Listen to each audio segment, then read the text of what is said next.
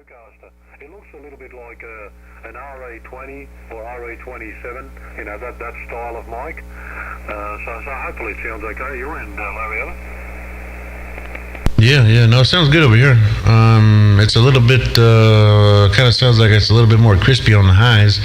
And some of those microphones are like that. I know a few guys who use the Rode mics, but I want to say that it's like a NB1 or something, or NB2. It's one of and those mics actually look similar to these PR40s, but I have heard some before. I don't know if I've ever heard the Procaster before, but no, sounds good over here. So that radio right there, is that the ICOM or what? Yeah, same radio. It's the ICOM radio 775. Just the only thing that's different is I've obviously got the 8-band there, the 8-band W2IHY 8-band, and the Procaster, the Rode Procaster. That's the only big changes I've made, really.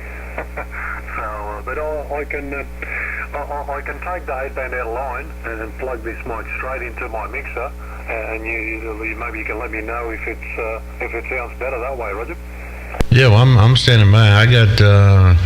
I just started the video, so yeah, if you want to make a change, I'll hang out for a while. All right, man. So have you been running the video for a little while? I wouldn't mind hearing this, and then I'll change over to the to the mixer. I'll plug this mic straight into the mixer and get another report that way, I guess, and it'll give me an idea of which one sounds better. It wouldn't surprise me if putting it straight into the mixer with no EQ sounds better, huh?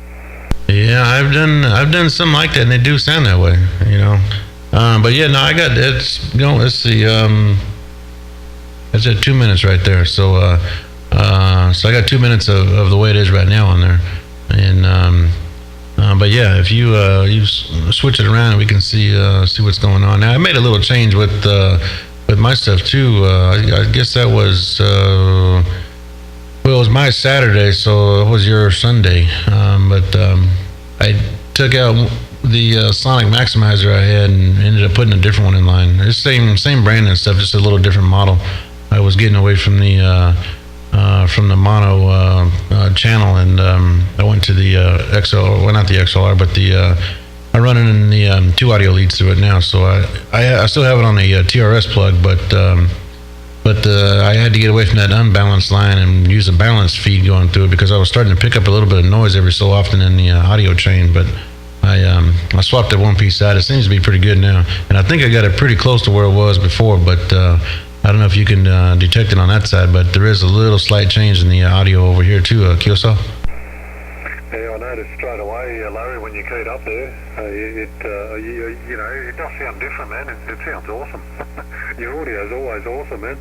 It fills up my headphones, man. Put it that way. It's just filling up my headphones, and it's just got that little tiny bit of I don't know if it's like a reverb, but it sounds nice. It actually enhances the audio. Sounds really good of it. Oh yeah, QSL. Yeah, that's that that effects processor. Watch, let me turn it off here. Okay, see, that's without the effects processor right there. That's a little bit of a kind of a room acoustic that I use on it, but it seems to work, and it actually helps. Kind of like watching it on the scope. It actually helps smooth the audio out. I actually think it's a little bit cleaner if I do run that. So but it does sound different if I start turning everything off. But yeah, that little bit of noise there, or that reverb you were picking up is it's kind of like a simulated room or studio kind of acoustic. QSL. Yeah, QSL there, Larry. Well, it sounds nice. It just gives it that nice roomy sort of effect. It's beautiful, mate. I don't think I've actually heard anyone sound quite that good before, mate. So. Yeah, that's awesome, mate. I'll have to record you sometime, with what you're running now. I'll have to definitely record you and send it to you, or put it on YouTube or whatever. So you can have a listen to it on this side. It sounds awesome, mate. It's incredible. Very good copy too, by the way, Larry. You're 10 and 20 dB, so very strong copy of it. Oh yeah, QSL. Yeah, I got you about it's about 9, maybe just barely cracking over the S9 over here too. So pretty good conditions. I know. I did hear you out there the other day. I don't know. I guess that was 3-4 days. Well, actually, I take that back. You did. I did talk to you. That was when you were riding around in the Mobile. I did. I heard you that day, and I want to say it was the day before that. I heard you out there too, and I knew you. I think you mentioned something about changing radios or changing something in line, and I was going to record it then, but same thing that time too when conditions kind of faded away. So one thing, conditions going that way, usually they hang in there pretty late at night over here, but lately, man, they've been falling off and it's been dropping like a rock. QSL?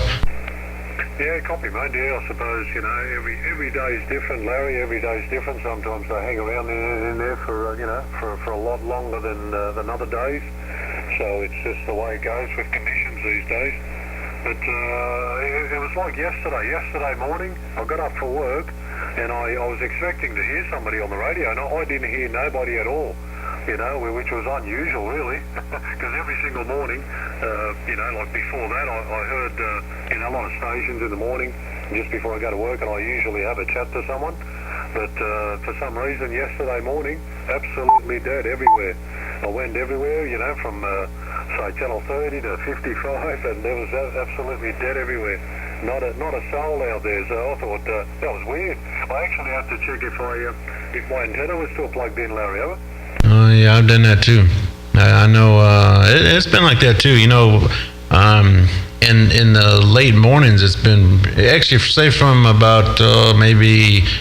I don't know, about 10 o'clock local time up to about maybe 1 in the afternoon. It's pretty, conditions are pretty raggedy. There's a little bit of noise in there, but nothing real good, nothing real strong. Just a lot of, I don't know. I mean, there's a lot of people in there, but it's just everybody's in one spot, and just nobody really coming out of the mess there. But it's been like that too. But it's kind of crazy. But every day it's something different. So who knows? But I just changed screens over here a minute ago, and I can see with that mic there, it's got a lot around about 2400 hertz, maybe 2500 hertz right in that area right there. And I think that's why it sounds a little bit more crispy up top.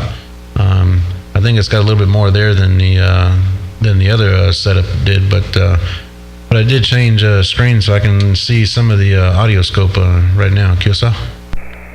Yeah, QSL, mate. Well, that's how I've got the 8-band set up, for I guess a bit more clarity. I suppose I don't need that much, but anyway, I just thought I'll run it like that. But what I'll do is I'll turn the 8-band off, and run it flat. It'll give you an idea of what this mic sounds like, just flat. It might sound a bit muffled, but anyway, we'll give it a try. So there we go. I've turned the EQ off, and it probably sounds like crap if you can understand the other. It does flatten out a little bit, and also it affects the because of the amount of audio drive you're putting in there, so it kind of affects the output on the radio because the signal also dropped too. But yeah, it does sound a little flat, but you'll see it. That's let's see. That's about 8 minutes into the recording. So just remember around. If you don't want to watch the whole thing, just fast forward it to about the 8-minute mark, and you'll see QSL. Yeah, mate. Yeah, no. I usually watch the whole clip, man. If I'm watching a clip, I usually watch the whole thing. But anyway, we'll switch that back on. So there you go. Should be back where I started from. I just thought I'd give you a bit of a demo to switch the EQ off and put it back on. But anyway, my next test will be taking the W2IHY out of line and putting it straight into the mixer and see what that sounds like, Yeah, we'll try that, and I'll stay kind of keyed here for a second. That would give you a chance to unplug it and switch it over. But you'll definitely be able to see how it kind of flattened out a little bit, and it kind of fuzzed up a little bit, not much. It wasn't bad, but yeah, the having that mid-range punch does kind of straighten up the clarity on it, and it does help that signal penetrate more, So, and then it looks like you maybe have the bottom cut off at about looked like it was. I'm not looking at the screen right now, but I want to say it was about I don't know, probably 150 hertz maybe. It would look like where you had the low cut set up, but the other setup too was a little bit lower. I don't know what the frequency response is on the Rode mic there, but I know those. I think those 781s were similar to what this PR40 is. I think this one goes like 28. I think it's 28 to 18K. I think is where they advertise it, but I want to say the 781 was around 80 hertz to like 12K or something like that, if I'm not mistaken. But I don't know. We'll see. But yeah, you'll see it in the recording. You'll be able to get a good idea what the Rode sounds like. Okay, well there we go. This is running straight into the mixer. I've got a little bit of treble boost, mid-range boost, just for clarity, and the bass is just at 12 o'clock. So yeah, what do you think of this sound, huh? It's pretty good. It's actually pretty close. I think this way right here is a little bit more bottom end response. Maybe I don't know, around the 200 hertz mark, maybe right around there. This one's got a little bit fuller bottom, but everything else is pretty close on my side. Yeah, QSL, mate. Well, yeah, I mean, this is just plugged straight into my little Behringer mixer, and I've got 3 bands of equalisation, and I've got the mid-range and treble, well, pretty much flat out now. It's pretty much flat out, and I don't know, is it too heavy on the bottom end? Is it sort of distorting the bottom end, Larian? No, not at all. Not coming in my radio. It's not. It's now if it's flat right now, the difference is now to where it was when you turn the 8-band off. It's the sound is pretty similar. It's a little bit cleaner this way, but I think out of the using the output of the mixer, you get a little bit more audio drive, so the signal's up now still. Whereas on the other one, once you turn the 8-band off, it kind of dropped a little bit in signals on my side. But no, you like that? Shoot, it sounds good to me. Yeah, QSL there, Larry. Well, I've turned the lows just down one notch. It's on about 11 o'clock. It's sitting on about 11 o'clock. It was on 12 o'clock. But I turned it down just a bit, just to just give it that extra clarity, I guess. So yeah, I can tell it's driving. Not too bad. I've given it enough drive to sort of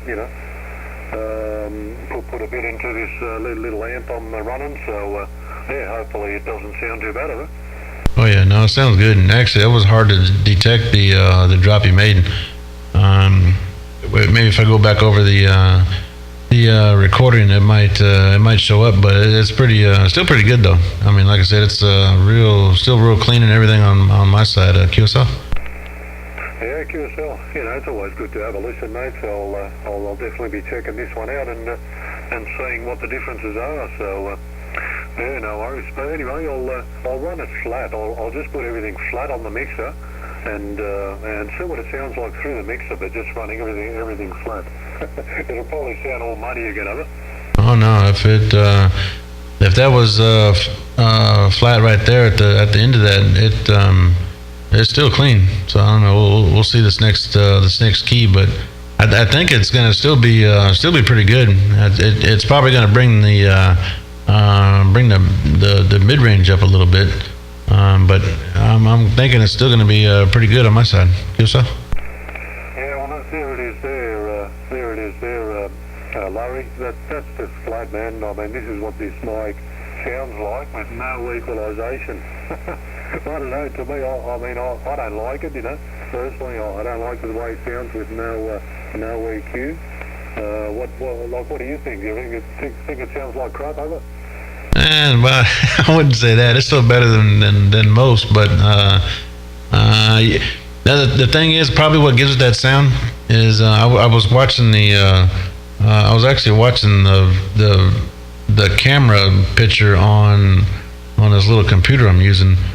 I wasn't looking at there is a little bit of delay in there, but so I wasn't looking at the actual live screen, but looking on the computer here, it kind of looks like it picked up around, like, say 300 hertz, between like 200 and 300. And one thing that I always do on anything sound related, and I don't care if it's listening to the stereo or fooling with this junk like this or what, but always around like 250 hertz, I bring that down as far as I can get it, because it always seems to make it kind of muddy sounding. But like say on like if you had the 8-band in line, I bet you if you ran that thing completely flat and then attenuated it down, I think if I remember right, it's got a mark at 200 hertz. But if you drop that 200 all the way down and left the rest of them flat, I bet you it'd be clean that way. But it always seems like most voices right around between 200 and 300 hertz, it always makes them sound kind of muddy like that. QSL?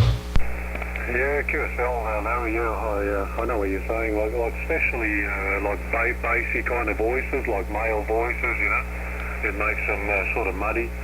But anyway, I'll do that actually. I'll plug the 8-band back in, and I'll just put it all flat and just take the 200 all the way down and just see what it sounds like, over. Yeah, that'll be good to see, because you know, I can kind of see it. If I had a different, I actually got another program. I don't have it on right now though, but I got another program where I can get a better look at the spectrum, and you can kind of set the whole audio spectrum like as wide as you want it, and kind of adjust the you know, the sampling rate so you can kind of get your response time. But you know, if you really speed it up and widen it way out there, you know, go say from like 0 to 10K, you can get a real good idea what it's doing. But the thing is, the audio clips or the video files are kind of big because of all, you know, everything that's going on the screen. But and the audio side of it's also a large file. But yeah, we'll be able to see it. Still get a good look at this. I mean, I can only read up to about 4K, but it's plenty good because it looks like the way it's transmitting, it ain't going too much past 3K anyway. So, but we'll see what it does. Yeah, QSL, so you still got a pretty good copy on me, still a pretty good signal on your side, Larry, over? Yeah, it's about a S6 over here. Yeah, QSL, that's still good enough, I guess. Yeah, well, you're still hitting me about a 9 plus, so you're still pretty strong here, Larry. Well, mate, I'll switch back over to the W2IHY and put it flat and just cut down the 200 hertz and see what that sounds like, over. Yeah, okay. All right, well, I'm standing by.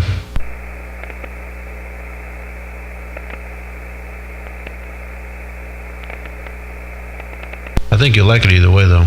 I know you'll be happy with the thing, no matter what, because it sounds pretty good either way. But I forgot that road was made down there. But after you mentioned that, I do remember that. I can picture the logo. I think it says something about Australia on their little logo there. But yeah, I was when I went and picked up this other piece of audio gear a couple of days ago. I was looking at some Rode mics they got in the case over there. But they had those NB1s and NB2s and that kind of stuff. But we'll see what that thing does when you knock out that 200 hertz. Yeah, okay. Well, there we go. It probably sounds very standard. Hello. So what I'll do is I'll give it a bit more drive. There we go. Hello. Yeah, that should be a little bit louder. But there we go. That's it. That's the EQ flat and the 200 hertz all the way down. So which is about minus 16 of it. Oh yeah. See, like that, it's still clean. Now it's cleaner this way than with it completely flat. So that probably is what it was. That just that mic happens to bring that section of the audio spectrum up, but it's clean that way. Yeah, QSL. Yeah, I guess it's a different kind of sound, you know. It just depends the way you want to sound. You know, it's just a matter of playing around with it and seeing what you like, I guess. I mean, like that's what I try and do. You know, if I've got some controls, I always try and play around with it, and I guess if you're happy with it, I'll just leave it.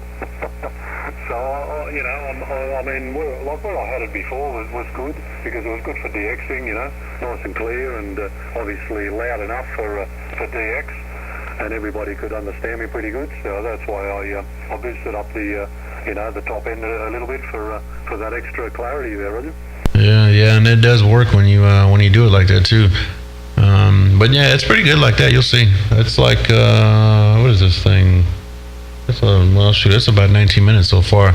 I'll stop it at 20, but you'll be able to get a real good idea what it's doing. But yeah, even like that, completely flat with 200 attenuated all the way back, even that way right there will work pretty good too. Okay, what about this, Larry? Hello, 1, 2, 3, 4, 5. Now I just changed the EQ a little bit there, so I don't know what this sounds like, but yeah, what do you think of this audio, Roger? Yeah, that's also pretty good.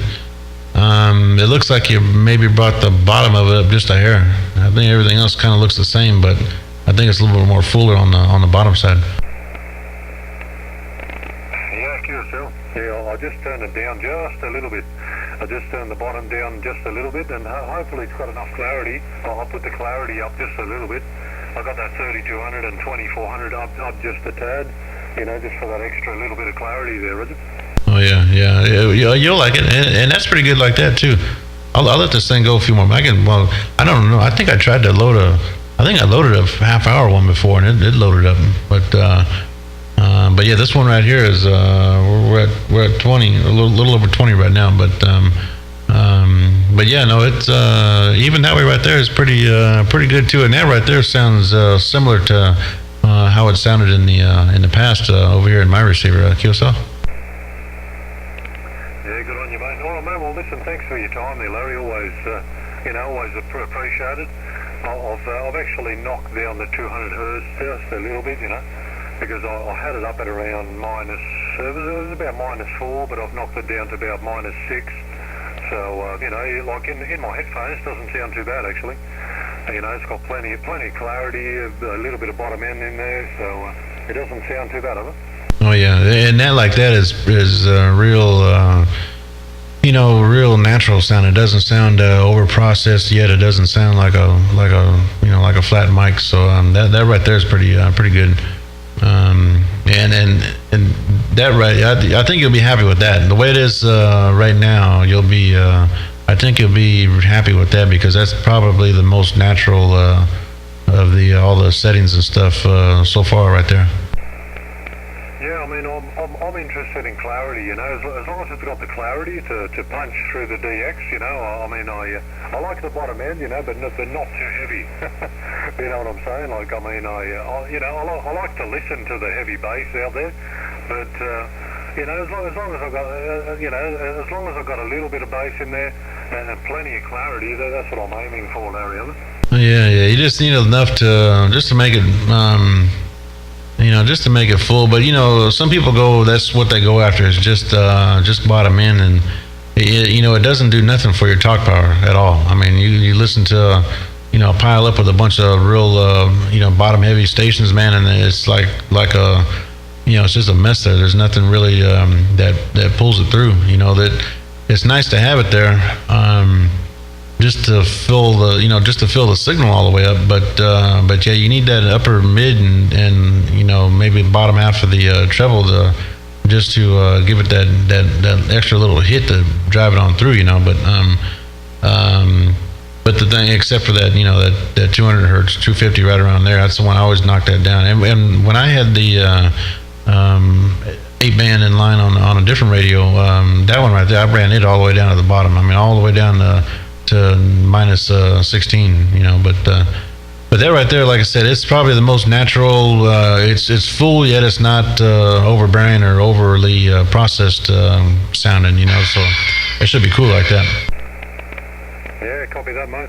Oh, mate, listen, I'll let you go, mate. I was going to get out of here before you got on this, but I'm glad you came on, mate.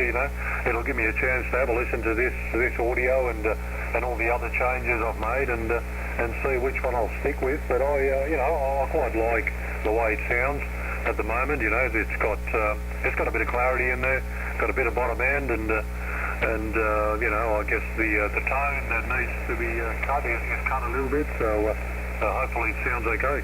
Anyway, appreciate it, Larry, and we'll definitely be looking forward on YouTube. So there's no rush. Whenever you put it on there, you put it on, and I'll see it sooner or later there, is it?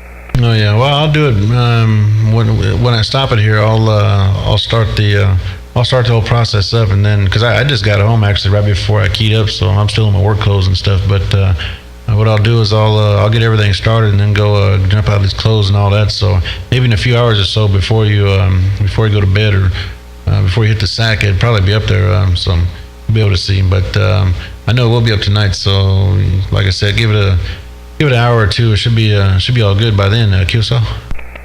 Good on you, mate. Appreciate it as always, Larry. And that station sounds awesome. Every time I hear you, it sounds it sounds better than the last time I heard you. So it's sounding really nice. Well, mate, take care. World Radio 06. Always a pleasure, Larry, and thanks very much for those recordings. I guess it's the best way to hear what you sound like on the other side. It's the only way to do it. Take care. This is World Radio 351.